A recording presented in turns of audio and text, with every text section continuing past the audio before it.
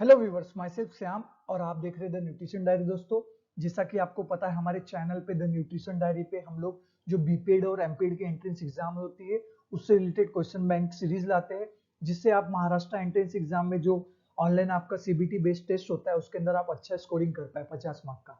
तो चलिए बिना टाइम वेस्ट के वीडियो को शुरू करते हैं। आप ये देख लीजिए, पेपर पैटर्न आप स्क्रीनशॉट ले सकते हैं। मैं हर एक वीडियो में इसके लिए डाल रहा हूँ कि आपको पता चले कौन से टॉपिक पे आपको कितना पढ़ना है, कैसे पढ़ना है। ओके, कौन से टॉपिक में जो 5 यूनिट है उसके अंदर कौन कौन से सब यूनिट है उसका है, आप स्क्रीनशॉट ले सकते हैं। बढ़ते पहले नंबर क्वेश्चन की तरफ। Boxer muscles are called as. Okay, तो जो बॉक्सर मसल को हम लोग और क्या बोलते हैं? पहला ऑप्शन है एंटीरियर डेल्टोइड, सेकंड ऑप्शन है डेल्टोइड, थर्ड ऑप्शन है एब्डोमिनल एंड फोर्थ ऑप्शन है सेरेटस एंटीरियर मसल। तो हमारा करेक्ट आंसर है दोस्तों क्या? डी। ओके, हमारा सही जवाब है डी, सेरेटस एंटीरियर मसल्स। अब बढ़ते हैं हम लोग क्वेश्चन नंबर 2 की तरफ। Which type of muscle contraction occurs without a change in muscle length? Okay, ये क्या पूछ रहा है? जब आप कोई भी मूवमेंट करते हो तो ऐसे कौन से टाइप का कॉन्ट्रैक्शन है जो कि muscle length, which type of contract occur with change in the muscle length? Okay, without a change, कोई भी चेंज नहीं होता है मसल लेंथ में, ऐसा कौन सा मूवमेंट है? तो पहला है option isometric, second option isotonic, third option isokinetic, fourth option eccentric. Iso का सबसे पहले आप मीनिंग समझ लिए, ये तीनों वर्ड आइसो है, मतलब आइसो का मतलब होता है सेम। ओके, तो हमारा करेक्ट आंसर है आइसोमेट्रिक, बट उसके बारे में हम थोड़ा इंफॉर्मेशन देखेंगे। आइसो का मतलब सेम होता है और मेट्रिक का मतलब आप समझ लो लेंथ। तो जब आप कोई भी एक मूवमेंट करते हो, मूवमेंट के अंदर जैसे हम लोग बाइसेप्स कर्ल कर रहे हैं, ओके, तो हमने एक होल्ड किया हुआ है। ओके, जब वो जस्ट हैंग अप किया हुआ है, मान लो आप चीन अप कर रहे हो तो just you have to hold it, तो उसके अंदर कोई मसल लेंथ चेंज नहीं हो रहा है। सेकंड ऑप्शन है आइसोटोनिक। ओके, आइसोटोनिक में क्या है? सेम, जब आप मसल को कॉन्ट्रैक्ट करते हो तो आपका मसल जॉइंट के बीच में क्या होता है? लेस देन होता है। ओके, कम होता है, तो जिसको बोलते हैं आइसोटोनिक।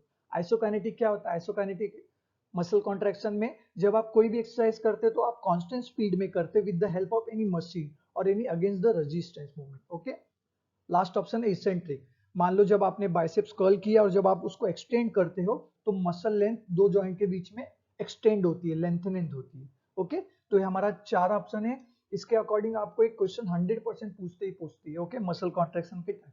तो हमारा इस ऑप्शन के अकॉर्डिंग सही आंसर है ए। अब बढ़ते थर्ड नंबर क्वेश्चन की तरफ। Which muscles is called as diamond muscle? Okay, diamond muscle को क्या कहते हैं?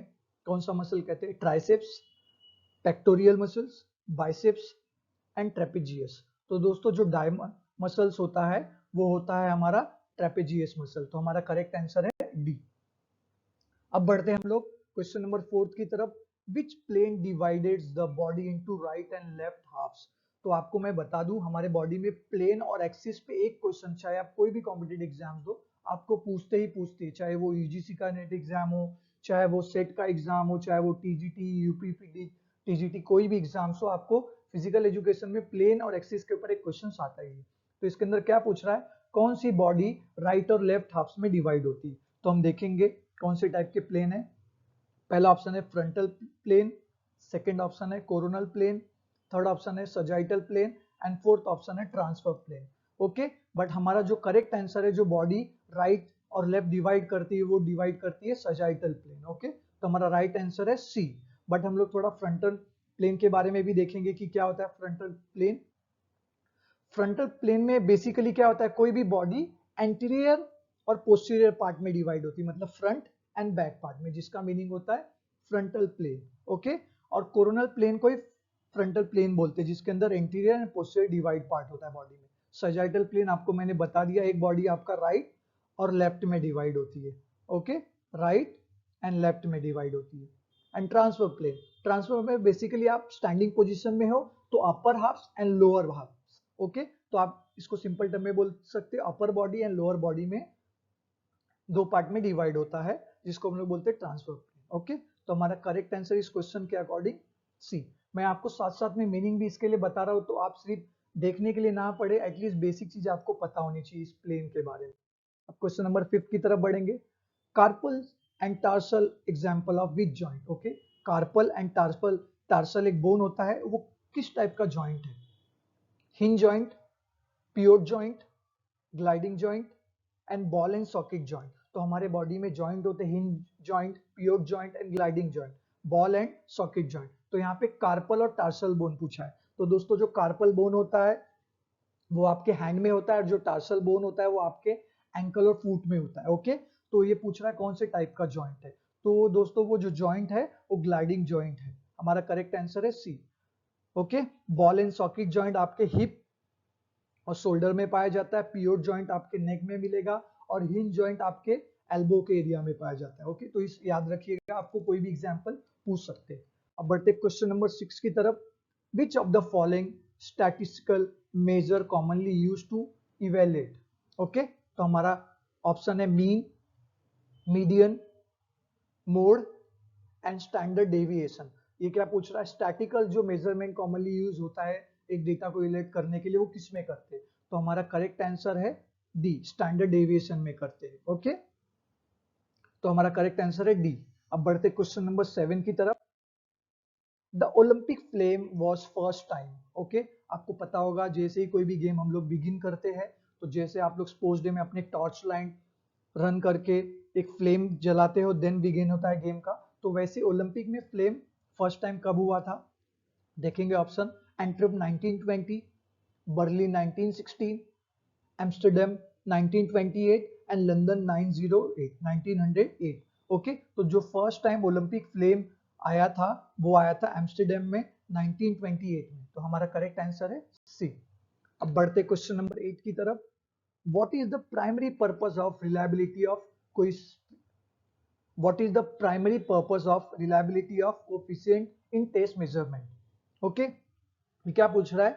जो आपका रिलायबिलिटी कोएफिशिएंट टेस्ट है मेजरमेंट का, वो प्राइमरी पर्पस क्या होता है? तो पहला ऑप्शन है to measure the difficulty of test, to measure the validity of test, to measure the consistence of test and to measure the bias of test. Okay, तो हमारा करेक्ट आंसर है दोस्तों C, to measure the consistency of test. आपको जानकारी के लिए बता दूं, टेस्ट मेजरमेंट में टेस्ट मेजरमेंट एंड इवैल्यूएशन, इसके ऊपर आपको क्वेश्चंस पूछते ही पूछते हैं। तो याद रखिएगा ये क्या पूछ रहा है? टेस्ट का जो रिलायबिलिटी होता है उसका प्राइमरी पर्पस होता है to measure the consistency of the test. याद रखिएगा इस वर्ड को, कंसिस्टेंसी ऑफ द टेस्ट। अब बढ़ते क्वेश्चन नंबर 9 की तरफ। What does the reliability of a test refer to? Okay, कोई भी चीज रिलायबिलिटी कब होती है टेस्ट का रिफर टू? पहला ऑप्शन है the ability of the test to measure what is the intent to measure, the consistency of test result over repeated applications, the ability of test to different among the student, the level of difficulty of the test। तो कोई भी कभी भी जब एक test reliable होता है, उसका टेस्ट वो रिफर क्या करता है, चाहे आप मेजर करो चाहे मैं मेजर करूं, आपका जो डेटा है वो द कंसिस्टेंसी रिजल्ट आएगा, और बार बार आप जितनी बार भी करेंगे। हमारा करेक्ट आंसर है बी। तो कोई भी data consistency of test result over repeated application. अगर मान लो मैं आपका बॉडी वेट कैलकुलेट कर रहा हूँ कोई भी इक्विपमेंट पे, वो वेइंग मशीन तभी रिलायबल होगा जब एक बार एक पर्सन का डेटा, चाहे आप अलग अलग वेइंग में जाओ या उसी इक्विपमेंट पे रिलायबल करेगा। इस बात का ध्यान रखिएगा। तो हमारा करेक्ट आंसर है बी। अब बढ़ते हैं क्वेश्चन नंबर 10 की तरफ। Which of the following is not a characteristic of good test? Okay, इसमें से कौन सा नॉट पूछा हुआ है? कभी कभी इसका मतलब नॉट पूछा हुआ है मतलब इसके अंदर 4 ऑप्शन होगा, एक नहीं होगा और बाकी के 3 होंगे। ओके, तो ध्यान रखिएगा इस बात को। तो characteristic of good test, reliability, bias, validity, objectivity. तो दोस्तों जो नॉट है कैरेक्टरिस्टिक ऑफ गुड टेस्ट, वो है हमारा बायस। ओके, तो जो भी हमारा एक टेस्ट होता है कैरेक्टरिस्टिक, वो रिलायबिलिटी भी होता है, वो वैलिडिटी भी होता है, वो ऑब्जेक्टिविटी भी होता है। इसके अंदर और एक कैरेक्टरिस्टिक आता है हमारा, जिसको हम लोग बोलते हैं नॉर्म। Okay, norm. नॉर्म के अंदर हम लोग एक क्राइटेरिया डिसाइड करते हैं, जैसे कि मान लो एक स्टूडेंट है, अगर उसको स्कोरिंग करना है तो 50 से 60 के बीच में एक रेशियो होगा, 60 to 70 के बीच में एक नाम दिया जाएगा, तो उसको हम लोग बेसिकली नॉर्म बोलते हैं। तो कैरेक्टरिस्टिक आपको कभी भी पूछेगा तो ये 4 कैरेक्टरिस्टिक्स होते हैं, reliability, validity, objectivity and norms. तो हमारा करेक्ट आंसर है बी, जो मैंने आपको बता दिया। आई होप दोस्तों आपको ये वीडियो पसंद आया होगा।